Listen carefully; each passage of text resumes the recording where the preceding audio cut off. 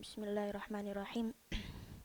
Assalamualaikum warahmatullahi wabarakatuh. Waalaikumsalam.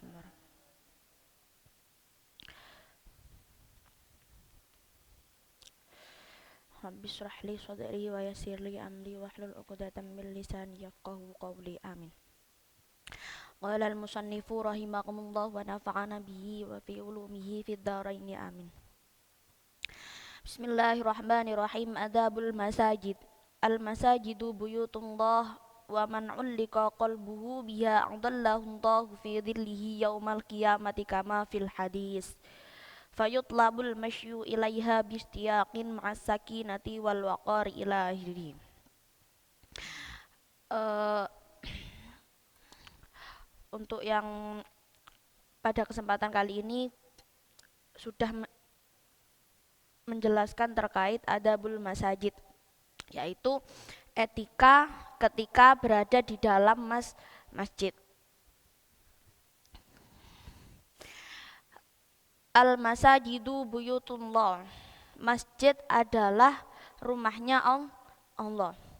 Masjid adalah rumahnya Allah. Wa man ulika qalbuhu biha adallahu Allahu fi dhillihi yaumal qiyamati. Masjid adalah rumahnya Allah, dan barang siapa yang hatinya bergantung atau ada dalam naungannya masjid, selalu menaungi yang namanya masjid, maka Allah akan menaungi dirinya fi dhillihi yaumal qiyamati kama fil hadis, di hari kiamat. Fi dhillihi. Jadi Allah itu akan menaungi orang-orang yang mau menaungi masjid. Dilihi itu yup-yupan. Jadi Allah akan menjaga kita, memuliakan kita, dan memberi naungan untuk orang yang suka. Adapun orang yang suka dan orang yang gemar, rajin memuliakan masjid. Kama fil hadis, sudah banyak diterangkan di dalam hadis-hadis. Fayutlabul masyu ilaiha bistiyaqin ma'as sakinati wal waqar. Maka dari itu, ketika kula panjenengan sudah tahu, sudah ilmu dasar, banyak yang mengetahui bahwa masjid ini adalah rumahnya Allah. Setelah tahu, pasti kula panjenengan harus mengetahui bagaimana sih etika yang baik, cara yang sopan ketika bertamu di hadapan Allah, yakni ketika masuk masjid. Lah, hal ini tidak boleh diremehkan, karena sekecil apapun cara kita itu bisa mengakibatkan sesuatu yang fatal. Jadi kalau bisa sesuatu yang rendah sekalipun itu harus diteliti dan difahami. Sekarang itu terkait etika masuk dalam masjid. Fayutlabul masyu ilaiha bistiyaqin ma'as sakinati wal waqar. Ini etika yang pertama, itu tidak boleh terburu-buru ketika masuk masjid. Jadi kalau masuk masjid semisal terburu-buru, itu nggih pun tenang mawon, karena ini etika masuk dalam masjid ya. Ini yang pertama. Wa dukhuluha bil yumna ma'a tandhifi na'laihi kharijaha. Yang kedua yaitu masuk dengan kaki kiri. Bil yumna. Maaf. Masuk dengan kaki kanan ma'a tandhifi na'laihi kharijaha, serta membersihkan sandalnya dan diletakkan di luar masjid. Ini yang kedua. Yang selanjutnya yaitu wa qauluhu indad dukhuli Allahumma ftahli abwaaba rahmatik. Selanjutnya ketika masuk masjid itu dianjurkan untuk membaca doa ini, Allahumma ftahli abwaaba rahmatik. Dan wa ada utahiyatil masjidi. Yang selanjutnya yaitu langsung menunaikan tahiyatul masjid baru salam wa taslim. Jadi etikanya ketika masuk di dalam masjid itu kan masjid itu ada kesunahan sholat tahiyatul masjid. Jadi ketika masuk di dalam masjid itu etikanya kula panjenengan itu harus menunaikan kesunahan sholat tahiyatul masjid dulu baru mengucapkan salam. Jadi berbeda dengan halnya kula panjenengan masuk ketika ada di suatu majelis, di suatu pertemuan. Kan kemarin etika dalam suatu majelis, dalam bermajelis itu ketika baru datang itu langsung mengucapkan salam. Jadi langsung disalami, lah baru setelah itu baru duduk. Lah berbeda kalau ketika masuk masjid, etikanya ketika masuk masjid itu harus melakukan kesunahan tahiyatul masjid dulu baru salam. Karena sholat tahiyatul masjid itu ketika kula panjenengan sudah melakukan sesuatu sebelum sholat, maka kesunahan sholat tahiyatul masjid itu hilang. Jadi sholat dulu baru melakukan sesuatu. Jadi sholat tahiyatul masjid bisa dikiaskan ketika halnya kula panjenengan masuk masjid langsung duduk, maka kesunahan sholat tahiyatul masjid itu hilang. Tetapi kalau langsung masuk masjid itu langsung sholat tahiyatul masjid baru duduk dan berbincang atau mengucapkan salam dan saling bertegur sapa itu kesunahan tahiyatul masjid itu masih ada. Jadi dahulukan dulu tahiyatul masjid. Walau khala masjidu minan nasi li'annahu la yakhlu minal jinni wal malaika. Jadi yang selanjutnya kan setelah melaksanakan tahiyatul masjid itu mengucapkan atau mengucapkan salam. Lah, ucapan salam itu termasuk etika meskipun di dalam masjid itu tidak ada siapapun. Tidak ada siapapun, satu orang pun tidak ada, tapi masih ada terkait kesunahan mengucapkan salam di dalam masjid. Karena apa? Kok kula panjenengan tetap mengucapkan salam padahal di masjid tidak ada orang, semisal li'annahu la yakhlu minal jinni wal malaika, karena sudah jelas dalam redaksi ini bahwasanya masjid kan adalah rumahnya Allah. Lah, maka dari itu tidak akan ada yang mau meninggalkan masjid sedikit pun, meskipun itu jin dan malaikat. Nah, meskipun manusia tidak ada di dalam masjid, tetapi jin dan malaikat itu berbondong-bondong masuk masjid, berbondong-bondong bertamu kepada Allah. Maka dari itu tetap ada kesunahan ketika masuk di dalam masjid tidak ada siapapun, tetap ada kesunahan mengucapkan salam. Nah, yang selanjutnya yaitu wal julusu biniyatit taqarrub wa muraqabatullahi ta'ala wal iktsaru min dzikrihi. Yang selanjutnya itu duduk. Setelah melakukan demikian, mengucapkan salam terus duduk dengan niat taqarrub. Semisal kula panjenengan ingin masuk masjid, tetapi belum waktunya sholat. Tetapi kan masih belum waktunya sholat, belum ada jamaah. Jadi kula panjenengan boleh meramaikan masjid, memamurkan masjid meskipun bukan waktunya sholat, karena masjid adalah rumahnya Allah. Dan kula panjenengan juga saged masuk masjid dengan niat taqarrub, dengan niat mendekatkan diri kepada Allah, yang sering di kula panjenengan sebut dengan iktikaf. Wa muraqabatullahi ta'ala wal iktsaru min dzikrihi, dan memperbanyak zikir. Wa habsun nafsi anis syahwati, dan menghindari membicarakan sesuatu terkait syahwat, terkait hawa nafsu. Wajtinabu khusumati. Lah niki ada larangan terkait suatu perdebatan di dalam masjid. Jadi boten asal engkel-engkelan. Ketika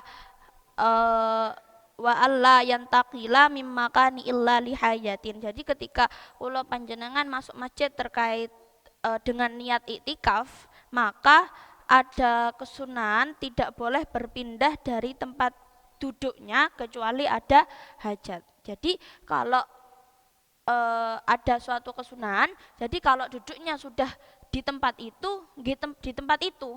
Jadi ada etika yang mengajarkan tentang istiqomah, ajek. Jadi ketika kula panjenengan berada di masjid, duduk di suatu tempat, ya sudah di tempat itu saja. Jadi ada etika juga bahwasanya tidak boleh berpindah dari tempat duduknya kecuali ada hajat, kecuali ada suatu kebutuhan. Wa alla yanshida dhallatan, dan tidak boleh mencari barang yang hilang. Semisal ada sesuatu yang hilang, banyak contohnya, semisal di masjid jamek atau di masjid besar di suatu kota, itu pasti ada yang kehilangan, entah itu sandal, entah itu tas, ataupun itu HP semisal. Lah, meskipun hal sepenting apapun, itu bukan etika yang baik ketika dicari di dalam masjid. Nah, ini mboten angsal mencari barang yang hilang di dalam masjid. Wa alla yarfa'a syautahu bihadratil musallin. Nah, selain tadi menghindari terkait perdebatan, ini juga ada larangan tidak boleh mengeraskan suara di hadapan orang yang sholat. Musallina wa alla yamurra baina aidihim, tidak boleh berjalan di depan orang yang sholat. Wa alla yashtaghila bisunatin. Yang selanjutnya yaitu tidak boleh menyibukkan diri dengan suatu pekerjaan.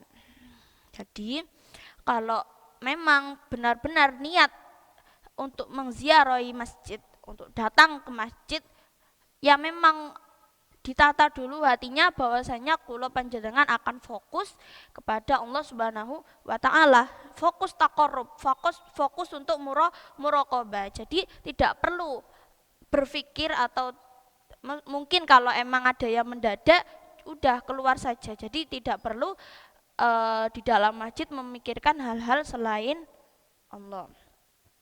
Wa alla yakhudha fi kalami ahli dunya, dan tidak boleh ikut atau bergabung dalam pembicaraan orang-orang yang ahli dunia. Minal wa'idi liyaslama minal wa'idil waridi fi qaulin nabi ila akhirih, yaitu yang dimaksud di sini yaitu ketika ada orang-orang yang sedang membicarakan terkait dunia. Dunia itu bisa pangkat, kekayaan, materi dan lain sebagainya. Kula panjenengan itu kalau bisa etikanya itu tidak boleh ikut bergabung. Karena hal ini itu bisa menyelamatkan kita dari suatu ancaman yang akan datang. Ancaman itu apa? Yang dimaksud dengan ancaman di sini itu seperti apa? Fi qaulin Nabi sallallahu alaihi wasallam, Allahumma shalli alaihi, sudah diucapkan oleh Kanjeng Nabi bahwasanya ya'ti fi akhir zamanin nasun min ummati ya'tunal masajida yaquduna fiha halaqan halaqah dikruhumud dunya wa hubbud dunya. Nah, pada akhir zaman nanti manusia dari umat-umatku akan datang ke masjid, duduk dengan beramai-ramai dan berkelompok, berhalaqah. Berhalaqah itu berkelompok, halaqon halaqah. Dzikruhumud dunya wa hubbud dunya. Mereka itu sama membicarakan terkait dunia dan mereka sangat mencintai dunia. La tujalisuhum, maka janganlah kalian semua ikut pada mereka, falaisa lillahi bihim hajatun, maka Allah tidak akan menganggap mereka orang-orang yang berarti di dunia ini. Ini sesuai dengan yang disabdakan oleh Rasulullah Shallallahu Alaihi Wasallam. Jadi orang yang membicarakan terkait dunia di dalam masjid itu bukan orang-orang yang penting. Ini adalah ancaman dari Allah Subhanahu wa taala. Wa idza aradal khuruja tuliba minhul bad'u bil yusra wa ayyadaha 'ala dhahri na'lihi tsumma yalbasu yumna awalan. Nah, ini ketika keluar harusnya itu keluar dengan kaki kiri dulu. Tetapi kaki kiri itu diletakkan di atas sandal. Jadi mboten langsung dipakai. Yang harus langsung dipakai itu kaki kanan dulu. Jadi dari masjid, keluar dari masjid, kaki kiri itu keluar dulu, tetapi diletakkan di atas sandal. Lalu kaki kanan turun langsung dipakai. Jadi kaki kiri yang keluar, tapi yang dipakai kanan dulu. Ini etikanya. Summa yalbasul yumna awalan wal yaqul inda khurujihi Allahumma inni as'aluka min fadlik, dan mengucapkan ketika keluar Allahumma inni as'aluka min fadlik. Qala Nabi sallallahu alaihi wasallam, qala Allah taala inna buyuti fi ardil masajid wa inna zuwarri fiha ummaruha. Ini ada hadis yang menerangkan bahwasanya apa sih fadilahnya kula panjenengan datang ke masjid kecuali sholat jamaah. Nah, kan mungkin kula panjenengan tahu terkait fadilahnya sholat jamaah. Tetapi ketika bukan waktunya sholat jamaah, untuk apa kula panjenengan masuk masjid? Lah, ini Nabi Muhammad sudah menerangkan hadis terkait ini, terkait fadilahnya ketika kula panjenengan meramaikan masjid, memakmurkan masjid. Jadi ada keuntungan tersendiri selain sholat berjamaah. Apa? Rasulullah pernah bersabda bahwasanya Allah berfirman, kalau Allah Ta'ala inna buyuti fi ardil masajid. Sesungguhnya rumahku yang ada di bumi itu adalah masjid. Wa inna zuwarri fiha ummaruha. Dan sesungguhnya barang siapa yang mau menziarahi aku, meramaikan rumahku, memakmurkan rumahku, fatuba li abdin tatahhara fi baitihi thumma zarani fi baiti fahaqqun 'alal mazuri ayyukrima zairah. Maka beruntunglah hamba yang demikian ini yang mau bersuci di rumahku, kemudian menziarahi aku di dalam rumahku, yaitu masjid. Fahaqqun 'alal mazuri ayyukrima zairahu. Maka yang diziarahi yaitu Allah Subhanahu wa taala itu saya. Fahaqqun 'alal mazuri ayyukrima zairahu. Maka saya berhak untuk memuliakan orang yang menziarahiku. Lah niki lho. Kula panjenengan sudah semerep tadi bahwasanya jin dan malaikat saja itu berebut untuk masuk, untuk bertamu kepada Allah Subhanahu wa taala. Karena apa? Karena ada hadis ini bahwasanya ketika kula panjenengan menziarahi rumah Allah, menziarahi bertamu kepada Allah, maka orang yang ditamui, orang yang didatangi, orang yang diziarahi itu yakni di rumahnya Allah dan itu ada zatnya Allah, maka aku, yakni Allah, itu berhak untuk memuliakan orang yang menziarahiku. Wa an Anasin radhiyallahu anhu man asroja fi masjidin sirajan lam tazalil malaika wa hamalahu arsy tastaghfiru lahu madama fi dzalikal masjidi daw'ahu.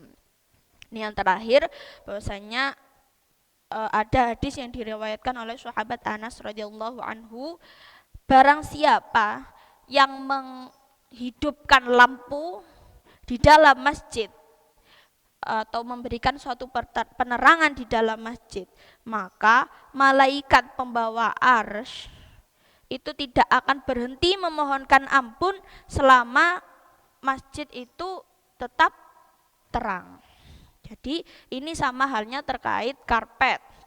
Barang siapa, ada yang mengkiaskan, ada gil yang mengatakan bahwasanya barang siapa yang menggulung atau yang beber atau membuka, menata karpet di dalam masjid, maka malaikat pembawa arsy tidak akan berhenti memohonkan ampun bagi orang tersebut selama karpet itu masih dipakai. Lah ini kemuliaan-kemuliaan yang dimiliki untuk orang-orang yang mendamaikan masjid, orang-orang yang memakmurkan masjid. Juga banyak cerita terkait para alim ulama yang banyak mengaitkan terkait kemuliaan masjid. Bahwasanya masjid ditelantarkan, maka Allah juga akan menelantarkan rezeki beliau. Lah, gitu. Jadi sudah cukup pada pagi hari ini terkait masjid dan etika ketika masuk dan keluar masjid. Ini cukup. Alhamdulillahirabbil alamin. Saged diwaosaken sholawat sareng-sareng. Bismillahirrahmanirrahim. Maulaya sholli wa sallim daiman abada ala habibika khairil khalqi kullimi huwal habibul ladzi turja syafa'atuhu likulli haulim minal ahwa himi ya rabbi bil mustafa balli maqasidana waghfir lana ma si al karami subhana rabbika rabbil izzati amma yasifun salamun alal mursalin walhamdulillahi rabbil alamin syai'ullah namul fatihah.